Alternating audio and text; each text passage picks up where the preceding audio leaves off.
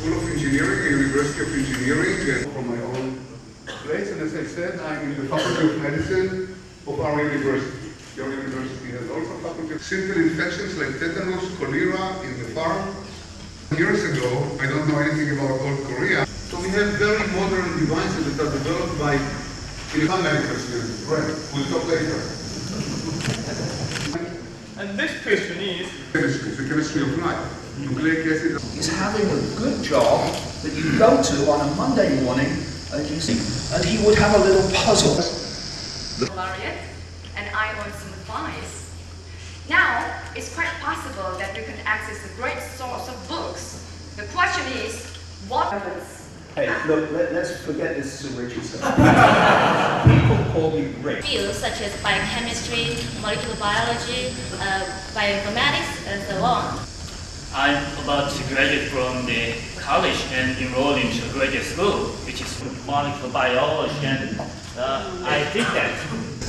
We know that methylation of GATC. one generally had an idea of what they depend on. Consumption may be an example. One is What a great scientific contribution should he or she make? Do I make myself clear? Dr. Roberts, Sir Roberts. You ready? Some action.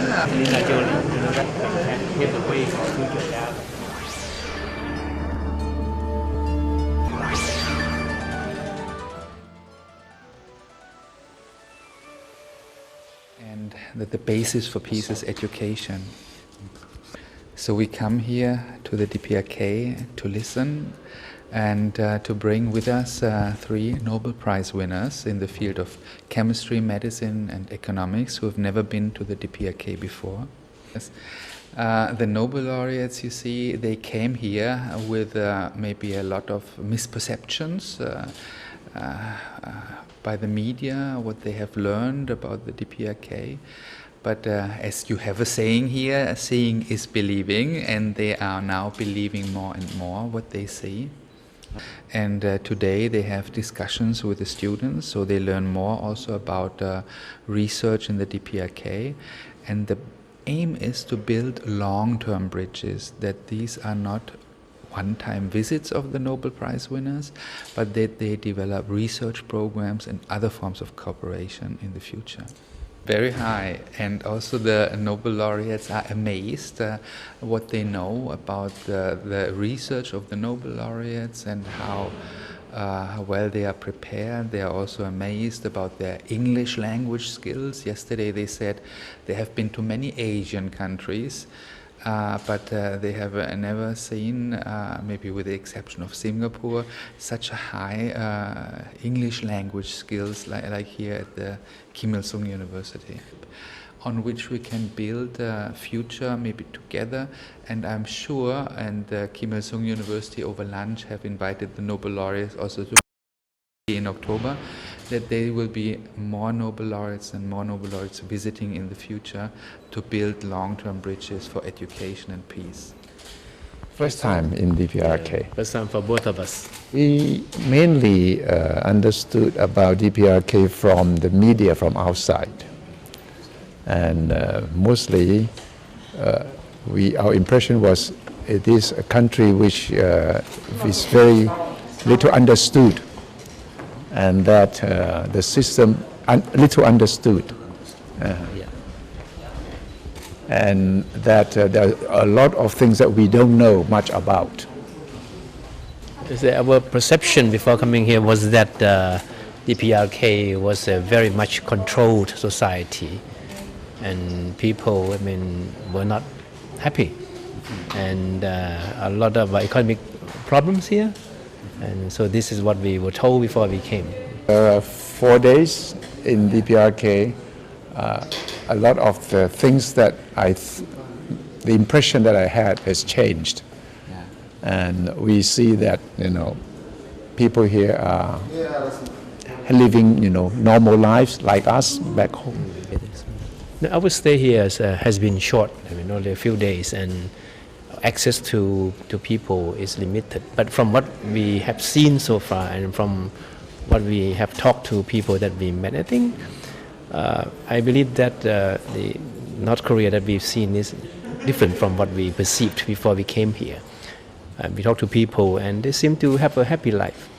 And the officials that we talk to are more forthcoming than we expected.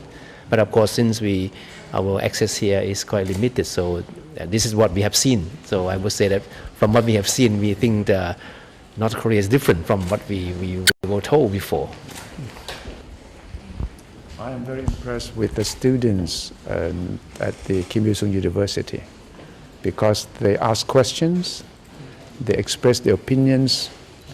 Before I came, I didn't think that university students in Pyongyang would be so curious to ask questions. All I hope is that it's the first visit, but not the last one. That I will come more, and your students will be able to go to our countries, and we shall start to build a serious dialogue and exchange that will go for many years, for the benefit of both of us, not only you, but also us. Well, before the visit, obviously, you hear. And you hear all kinds of things.